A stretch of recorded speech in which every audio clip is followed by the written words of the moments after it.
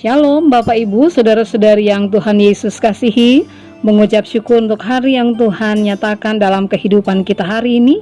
Mari kita membaca dan merenungkan firman Tuhan, di mana pembacaan Alkitab terambil dari kitab Kejadian, pasalnya yang ke-6 ayat 1 hingga ayat yang ke-8 yang menyatakan, ketika manusia itu mulai bertambah banyak jumlahnya di muka bumi, dan bagi mereka lahir anak-anak perempuan, maka anak-anak Allah melihat bahwa anak-anak perempuan manusia itu cantik-cantik.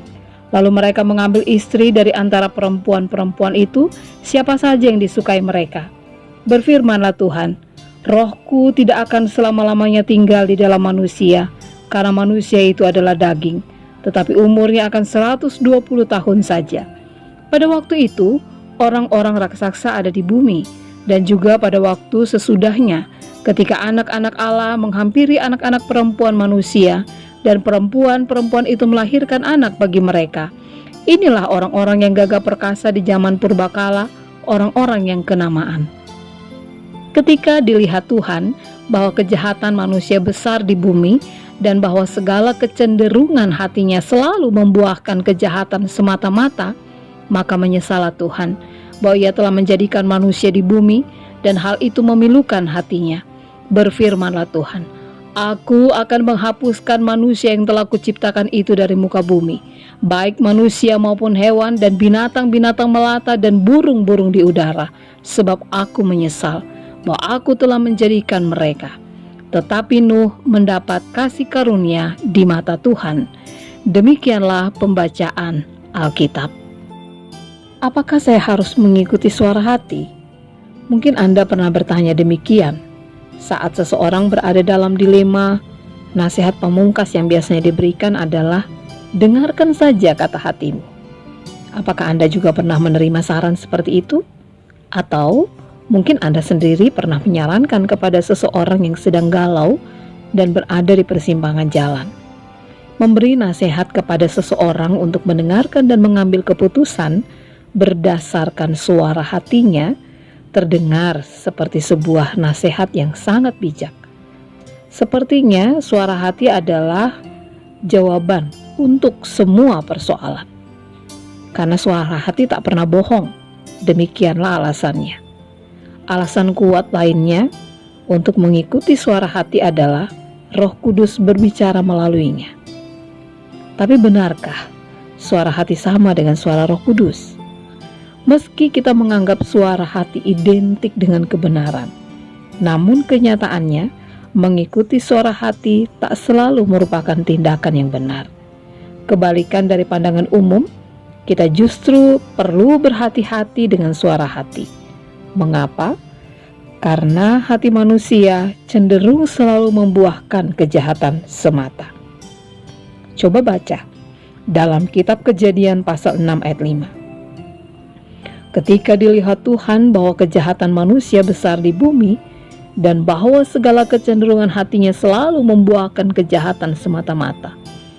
Bukankah mengherankan melihat bahwa kejahatan manusia terjadi justru ketika manusia mengikuti kecenderungan hatinya? Mengapa kecenderungan hati bisa membawa pada kejahatan? Karena pada dasarnya dosa sudah menguasai hati manusia. Pertanyaannya sekarang adalah, bagaimana caranya agar suara hati kita hanya dikuasai oleh Roh Kudus dan tidak lagi dikuasai oleh dosa? Sebuah ilustrasi menggambarkan bahwa pada diri seseorang ada serigala hitam dan serigala putih. Serigala hitam melambangkan perbuatan yang buruk, berbagai hal yang negatif, seperti dosa, kebencian, keserakahan, kesedihan, kemarahan, kejengkelan, kemalasan, iri hati, dan sebagainya. Sedangkan serigala putih melambangkan perbuatan baik atau berbagai hal positif dalam diri, yaitu kebahagiaan, cinta kasih, semangat, murah hati, kebajikan, dan lain sebagainya. Nah, siapa yang akan memenangkan pertarungan itu? Tergantung siapa yang lebih banyak diberi makan. Dalam Alkitab, Paulus menjelaskan ilustrasi serigala itu dengan sebutan keinginan daging dan keinginan roh. Ketika seseorang menjadi milik Kristus, ia menyalipkan keinginan daging dengan segala hawa nafsu dan keinginannya, sehingga buah roh yang akan nampak terlihat dalam perbuatannya, yaitu kasih, sukacita, damai sejahtera, kesabaran, kemurahan, kebaikan, kesetiaan, kelemah lembutan, dan penguasaan diri.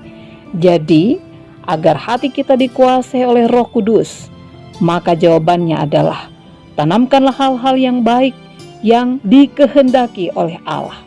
Milikilah hidup yang akrab, yang baik dengan Tuhan, dan biasakanlah diri untuk melakukan apa yang dikehendaki Allah. Karena dengan membiasakan hal-hal ini, maka kecenderungan hati kita adalah kecenderungan melakukan hal-hal yang baik. Bapak, Ibu, saudara-saudari yang Tuhan Yesus kasihi, kisah kitab Kejadian ini menjadi sebuah peringatan bagi kita bahwa jika kecenderungan hati kita jahat, maka hidup kita tidak lagi melakukan apa yang benar. Dan hal ini pasti akan merugikan kita, karena jangan sampai Allah menyesal sehingga kita mengalami kebinasaan. Mari berupaya untuk membuat hati kita melakukan apa yang Tuhan Yesus kehendaki. Mari minta tuntunan Roh Kudus, minta hikmat Allah, sehingga ketika kita diperhadapkan dengan berbagai keinginan, berada di persimpangan jalan, atau ketika mengalami kegalauan, Roh Kudus memampukan kita untuk bersikap dengan benar, sehingga segala sesuatu yang kita lakukan berkenan di hadapan Tuhan dan memuliakan Tuhan. Amin. Bapak, Ibu, saudara-saudari yang dikasihi Tuhan, mari kita satukan hati kita dalam doa. Kita berdoa.